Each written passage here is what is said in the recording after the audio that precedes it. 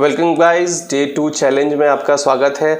आज हम शुरू करने जा रहे हैं 90 डेज़ का दूसरा दिन, जहां पे हम बात करेंगे कुछ इंपॉर्टेंट चीज़ों की। ठीक है गाइस, तो क्या क्या चीज़ें ज़रूरी होती है before starting the class? We need to know the some important things. हमें कुछ चीज़ों को जानने की ज़रूरत है कि क्या क्या चीज़ें इंपॉर्टेंट हैं। पिछली क्लास में हमने देखा था कि what is important to speak, English मतलब बोलने के लिए या हमें कुछ भी बोलने के लिए सबसे ज़रूरी क्या क्या चीज़ें होती है। तो हमने बात की थी एटमॉस्फेयर की, हमने बात की थी वोकैब्स की, वोकैबुलरी की, उसके बाद हमने बात की थी कॉन्फिडेंस की, फिर हमने बात की थी प्रोनाउंसिएशन की। ये सारी चीज़ें जब हमारे पास मिल जाती हैं तो हमारा एक लैंग्वेज क्रिएशन हमें आ जाती है कि हम किस तरीके से अपने बोलने को कैसे इम्प्रूव कर सकते हैं। ठीक है, तो आज मैं कुछ इंपॉर्टेंट चीज़ों की बात करूंगा अब डे 2 में, जिसमें कि हम सीखेंगे कि क्या क्या चीज़ें इंपॉर्टेंट होती हैं।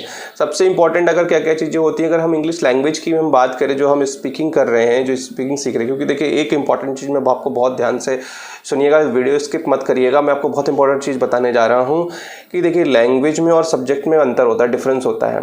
ठीक है, तो लैंग्वेज में बहुत सारे कई बार ऐसे स्टूडेंट्स होते हैं कि वो ग्रामर इंग्लिश बोलने के लिए क्या करते हैं, ग्रामर की बुक उठा लेते हैं और ट्रांसलेशन के पीछे भागने लगते हैं। Language is not a translation guys. ये एक ऐसी चीज़ है जो कि हमारे सेंस के अकॉर्डिंग, सिचुएशन के अकॉर्डिंग हम चीज़ों को देखते हैं, फील करते हैं और बोलते हैं। इंग्लिश बोलने के लिए सबसे इंपॉर्टेंट रूल है सी, फील एंड स्पीक। ज़रूरी नहीं है डिक्शनरी में जिस वर्ड का मतलब कुछ दिया हुआ है वही एज इट इज़ यूज़ होगा। यही सबसे बड़ा एक रीज़न होता है जिसकी वजह से लोग इंग्लिश नहीं बोल पाते हैं। ठीक है, तो इंग्लिश ग्रामर की अगर हम बात करें तो ग्रामर में आपने 2 वर्ड्स पढ़े होंगे, उसको हम कहते क्या हैं यहाँ हम देखेंगे। पहला वर्ड आता है वर्ब। वर्ब के बारे में आपने पढ़ा होगा, सुना होगा, आपको इसकी डेफिनेशंस भी पता होंगी।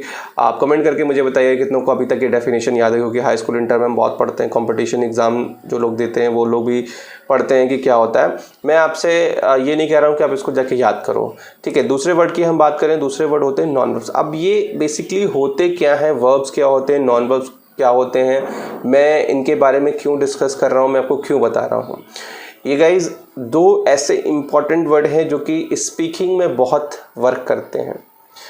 अगर आपने इन 2 वर्ड्स को समझ लिया कि इनकी इम्पोर्टेंस क्या है, तो गाइज आगे आने वाले सारे टॉपिक्स को बहुत आप इजीली समझ पाओगे, क्योंकि जब जैसे जैसे टॉपिक्स कॉम्प्लिकेट होते जाएंगे वैसे वैसे आपको ना दिक्कत आएगी। फिर से आप चाहें तो मेरे वीडियोस को वापस से आकर के देख सकते हो, लेकिन अगर आप कंटिन्यूसली समझते चलेंगे तो आपको प्रॉब्लम नहीं आएगी, कंटिन्यूटी बनी रहेगी। ठीक है, बेसिकली अगर हम बात करें कि ये होते क्या हैं इनको, कि हम अगर स्पोकन इंग्लिश की अगर हम बात करें तो हम इनको कहते क्या हैं, हम वर्ब्स और नॉन वर्ब्स को हम क्या कहते हैं इंग्लिश में, अगर हम लैंग्वेज में बात करें तो इनको क्या कहा जाता है। पहला वर्ड आता है एक्शन। ठीक है, अब एक्शंस क्या होते हैं मैं अभी इसके बारे में डिस्कस करूंगा, बताऊंगा। दूसरा वर्ड आता है हमारा नो एक्शन, यानी कि अगर हम बात करें वर्ब की, ठीक है, तो वर्ब को हम यहाँ पे कहते हैं एक्शन, और जो हमारा दूसरा वर्ड है नॉन वर्ब उसको हम यहाँ पे कहते हैं नो एक्शन। यही नाम हमने क्यों लिए इसके बारे में हम आगे डिस्कस करेंगे, समझेंगे। अभी आप जो मैं बता रहा हूँ उसको बस समझते चलो कि मैं क्या कह रहा हूँ। ठीक है, तो स्पोकन इंग्लिश की हमने बात करी कि जहाँ पे 2 वर्ड्स यूज़ होते हैं जिसको कि हम कहते हैं वर्ब एंड नॉन वर्ब्स, और जिसका कि नाम हमने बदल दिया एक्शन और नो एक्शन। मैं आपको एक छोटी सी स्टोरी सुनाता हूँ, आपका कॉन्सेप्ट अच्छे से क्लियर होगा। मैं स्टोरी बहुत अपने स्टूडेंट्स को सुनाया भी करता था। जैसे कि मूवी आपने देखी होगी, एक मूवी करण अर्जुन, बहुत पुरानी मूवी है, अभी रिसेंटली अब ये भी सुनने में आ रहा है, कई वीडियोस आते रहते हैं कि उसका सीक्वल आने वाला है करण अर्जुन 2। जब वो आएगा तब हम उसको भी देखेंगे, लेकिन आज हम बात करेंगे कि करण अर्जुन जो मूवी थी उसमें 2 हीरो थे, सबको नाम पता होगा, आप कमेंट करके मुझे बताइएगा। सलमान खान एंड शाहरुख खान। शाहरुख खान एंड सलमान खान ये 2 हीरो थे। इनके एक अपने पर्सनल नाम है जिनको कि हम जानते हैं, रियल वर्ल्ड में हम इनको जानते हैं, ये शाहरुख खान है, ये सलमान खान है। लेकिन जब हम मूवी में देखते थे तो मूवी में हमें ये पता था ये करण है और ये अर्जुन है, और उनकी जो माँ होती है वो ये कहती है ना मेरे करण अर्जुन आएंगे।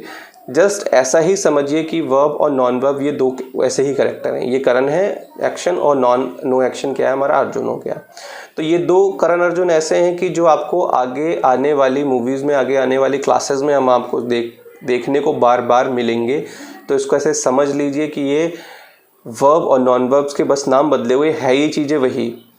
ठीक है, ये एग्जैक्टली है, ये वही चीज़ है, बस इसका हमने क्या किया है, नाम बदल दिया। यानी शाहरुख खान और सलमान खान हैं ये वही, लेकिन उसका नाम बदल के अब करण अर्जुन कर दिया गया है।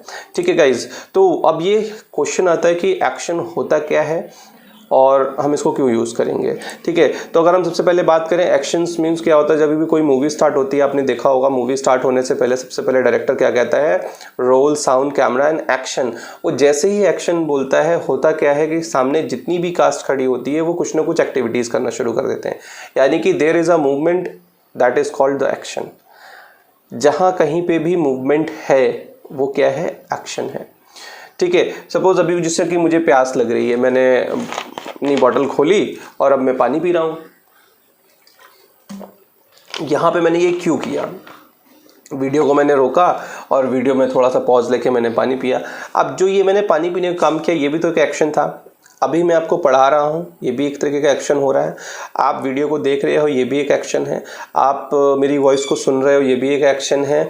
आप इसके अलावा और भी आपके पास बहुत सारी एक्टिविटीज़ हो रही होंगी, वो भी एक एक्शन है।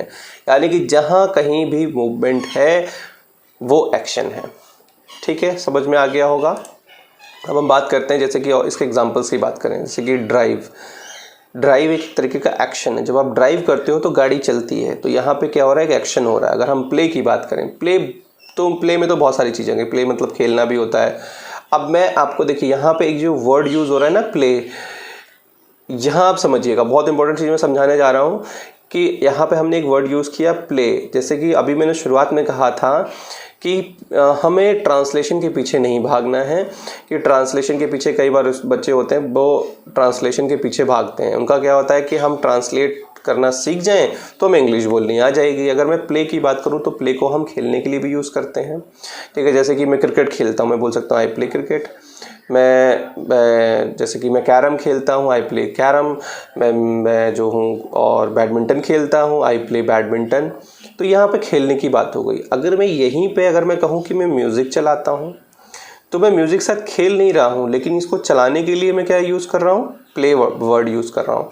तो ये गाइज यहाँ पे क्या आया, ये हमने इसको सेंस किया और समझ के अकॉर्डिंग इस वर्ड को हमने यूज़ किया। तो स्पीकिंग एक तरीके से कम्प्लीटली कैसा हम कह सकते हैं कैसा खेल है जहाँ पे हम सेंस के अकॉर्डिंग चीज़ों को समझ के जो है काम करते हैं। ठीक है, तो प्ले को हम अलग अलग तरीके से यूज़ कर सकते हैं। उसके बाद अगला एक्शन आता है राइट।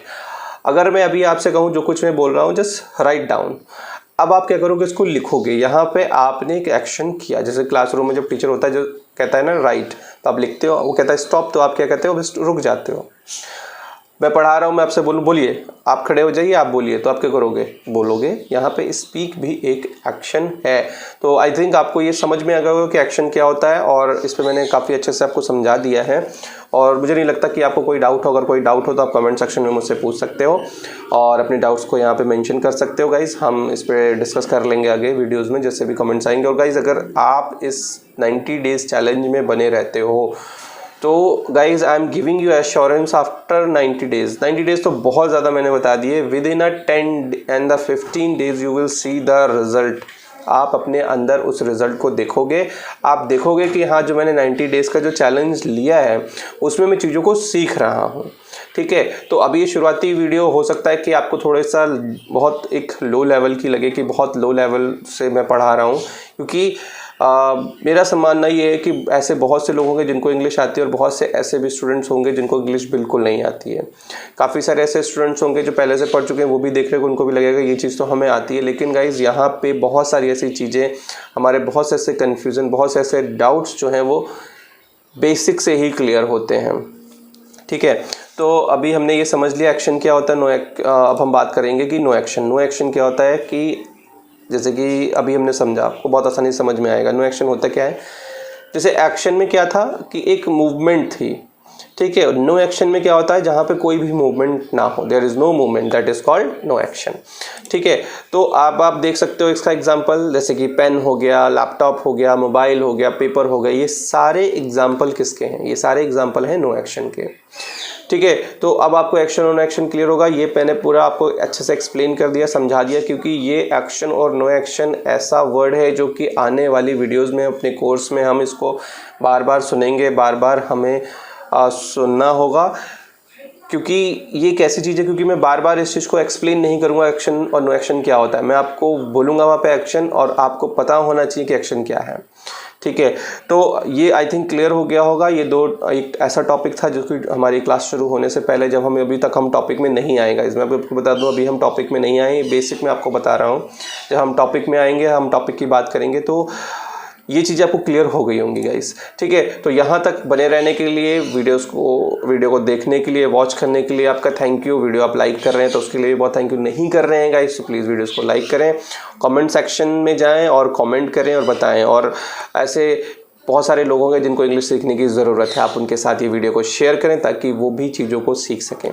तो thanks for watching guys, and see you in the next video. तब तक के लिए टेक केयर, बाय बाय।